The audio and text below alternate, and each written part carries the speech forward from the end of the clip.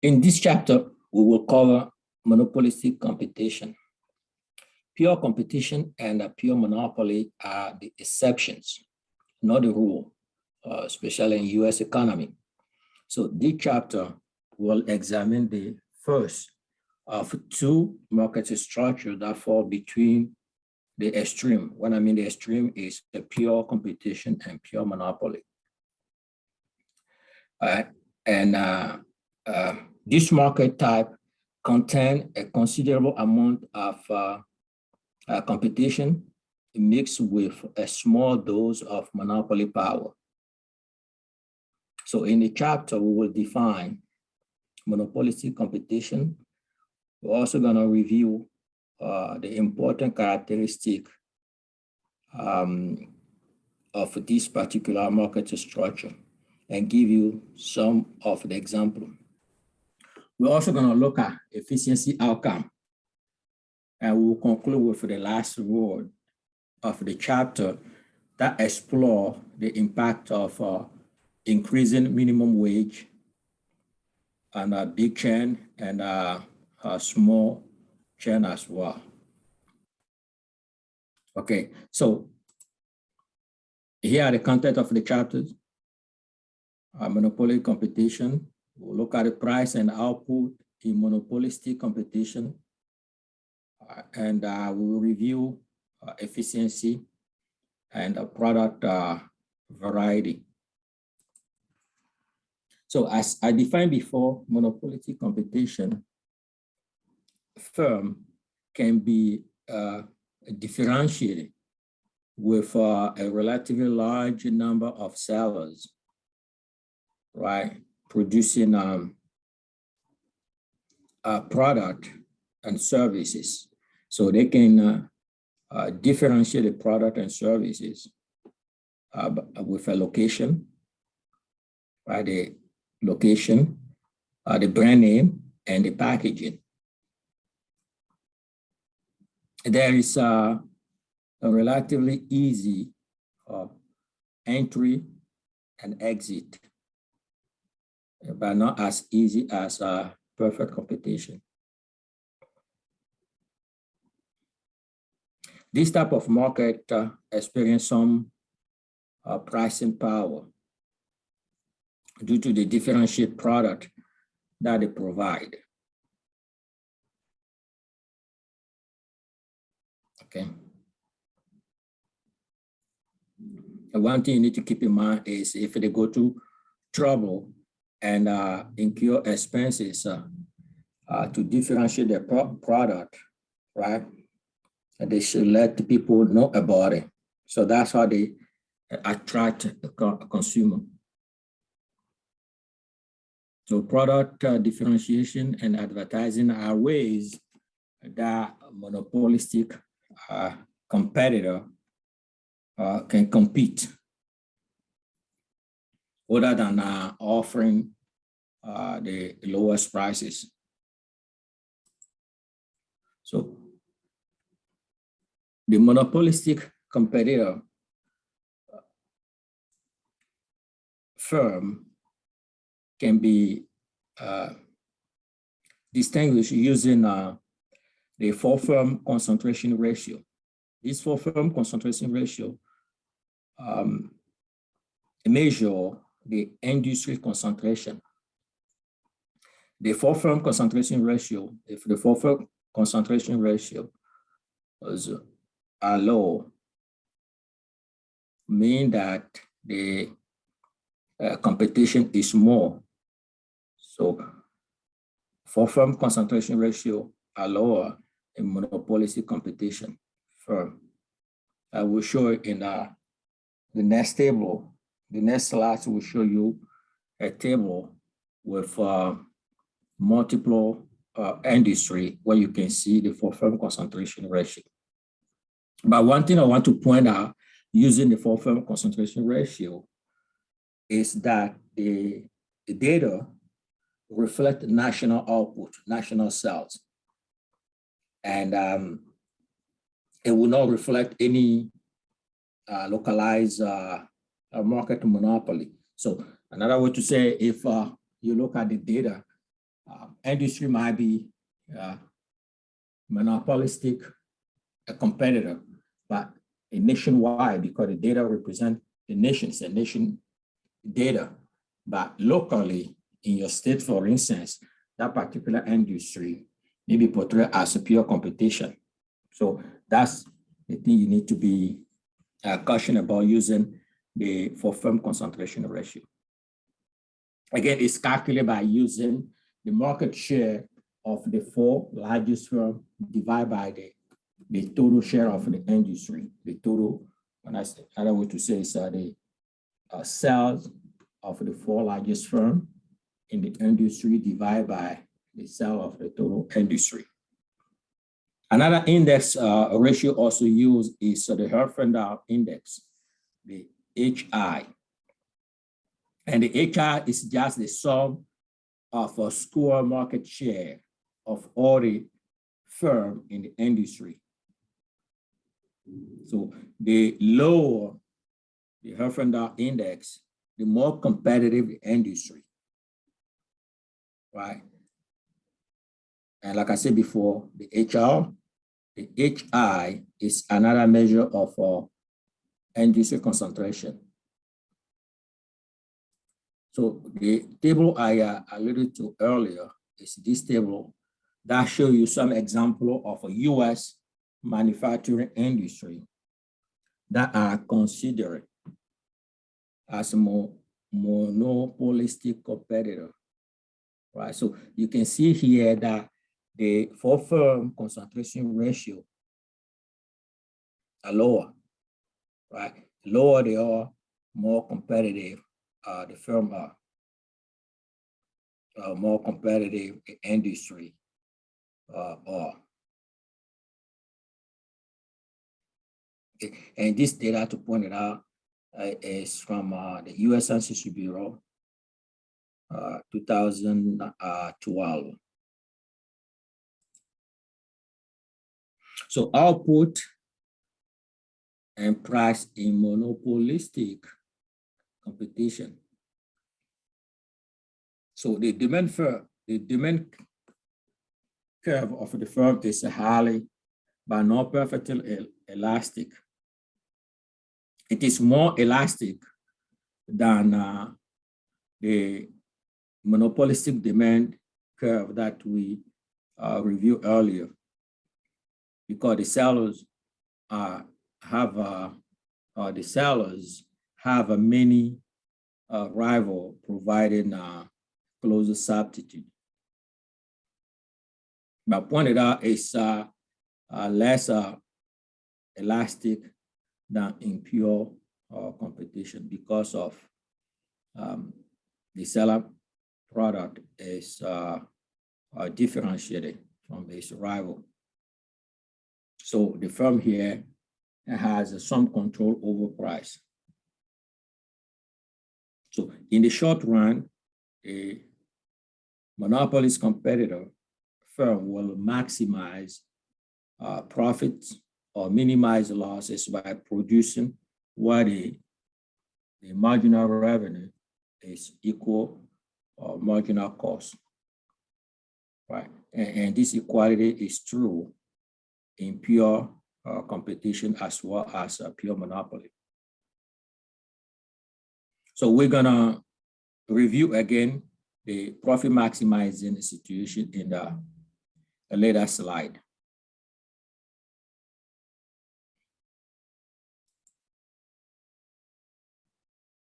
Yeah, this figure show you the short run profit maximizing the situation. So firm produce the quantity to maximize profit or minimize losses. Firm produce where we have MR equal MC. So here is our MR curve, and here's our MC. Both intersect at this point, and that gives us Q1, which is the output to produce to maximize profit or minimize loss. So here in this situation, Q1 is output to produce. So if you project the Q1 all the way to the average total cost curve, you have the unit cost by producing Q1. The same thing, you project it all to the demand curve, D1, you have the price that you get on the market, right? The price of the good. Here you can see clearly that the price is greater than the cost. So it's a profit. And the profit here is determined by taking the differential between the price and the unit cost multiplied by the output produced. That gives you the economic profit, which is represented here by this green rectangle. Okay, so we're gonna, in the next slide, we're gonna look at a case of loss. So here the objective is to minimize losses. Right. Again, the firm will produce what the M or equal MC, and that gives you this Q2. As you project the quantity all the way to the demand curve, you have the price, right, that the customer offer, the price of the market. And if you do the same thing to the average total cost, you have the unit cost, which is A2. Here, clearly, you see that the cost is greater than the price. So it's a loss. And by producing where MR equal MC, you are minimizing the loss. The loss here is represented by this red rectangle, right? Which is the differential between the cost and the price multiplied by the output produced.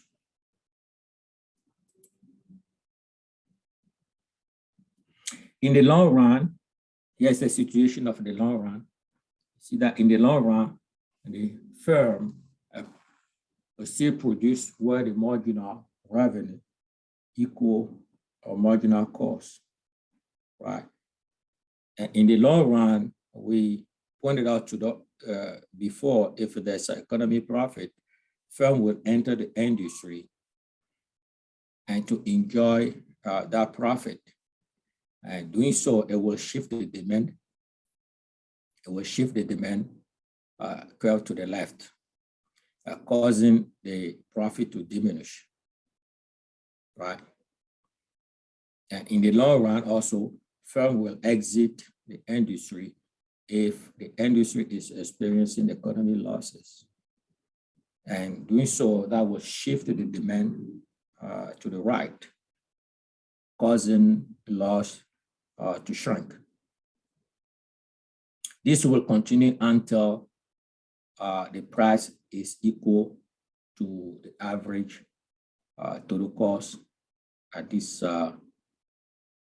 M or equal MC output, right? And at that point, in the long run, a monopolistic competitive firm or competitive firm will earn only normal profit, right? So in the long run, it's only normal profit. And in the long run, equilibrium gonna reestablish at the level when there's no economic profit, neither economic profit nor economic losses, only normal profit. Now let me review the concept of efficiency. Right? Productive efficiency means that the firm is producing in the least cost way. And that is found where the price is equal to the minimum average total cost. And allocative efficiency means that the firm is producing the right mix of product, right, that the society or the economy value the most, and is found when the price is equal or marginal cost. You can see here that neither condition is met in monopolistic competition, right? As we continue to examine the industry, we will find that it is inefficient and create excess capacity, right? Excess capacity, which means that the plant and equipment of a monopolistic competitor are underused, right? Because they are producing below the minimum average total cost. So this is an illustration of inefficiency. You can see the inefficiency of a monopolistic competitor. In the long run, the monopolistic competitor achieve neither productive nor allocative efficiency, right? Productive efficiency is not realized because of the production happen where the average total cost exceed the minimum average cost. And also,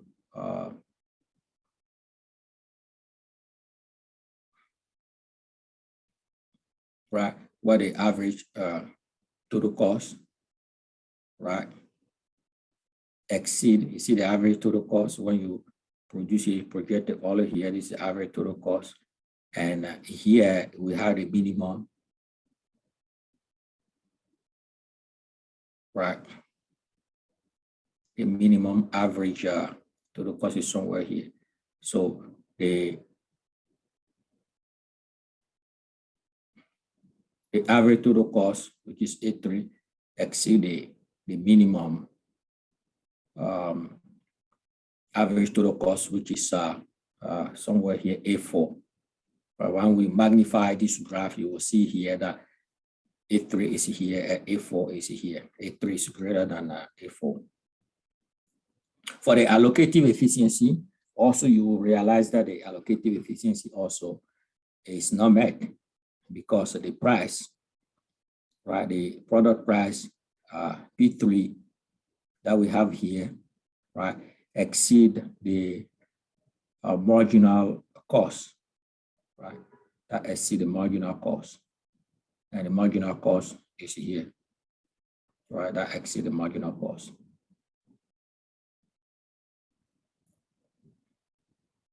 So there's the under allocation of resources as well as an efficiency loss.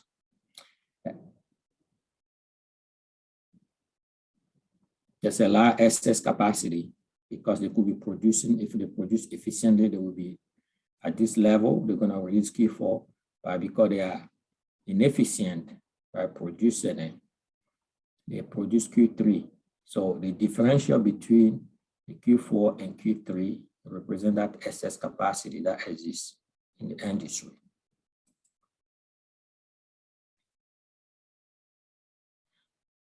Monopolist competitor producer may be able to postpone the long run output of just normal profit through the development of a new product or improvement of the existing product or advertising the service and the product they have. If you compare with a pure competition, you will see that it's possible for a monopolistic competitor to take advantage of that situation by developing all those and maintain the normal profit and maintain economic profit. The development and improved product can also provide a consumer with a diversity of choice. Right? In the other hand, there's a loss of efficiency. In the other hand, there's a lot of investment in renovation, improvement, quality of product that give a consumer flexibility and diversity of choices. And the product variety that is found in monopolistic competition, it help to, in other words, to compensate for the failure to achieve economic efficiency, right? So the consumer have a wide array of product to choose from, right? And presumably, they have a better quality product to choose from as well. Product differentiation is at the heart of the trade-off between consumer choice and productive efficiency.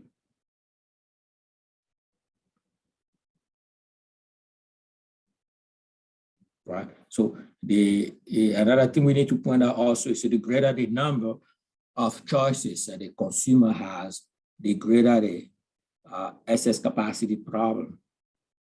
So you can see there that there's a trade-off between the loss of efficiency and the possibility that the monopolistic competitor industry give to the consumer. This is the last word. Just explore the impact of increasing minimum wage. So you can see that in a monopolistic competitor, restaurant market, for instance, higher wages or increase minimum wages favor big chain restaurant over small or corner store restaurant. Right, restaurant are a monopolistic competitor, and through their unique location, the menu they offer, the decor, right? The decor, the speed of service, and even whether or not they have a drive-through. McDonald's, for instance, has a huge amount of capital in the restaurant with a lot of specialized equipment and technology, right? In contrast, if you look at small restaurant, right, they are likely to have a bare minimum in cooking equipment, because those equipment require a lot of investment. And probably there's no technology, so they rely more on the human power to be able to operate. So you will see that a small operation has to make up the difference by using more labor compared to a big chain restaurant. So any increase in minimum wage will have more impact on the small restaurant than the big restaurant, right? And this is why small operation is greatly affected when we talk about minimum wage increase.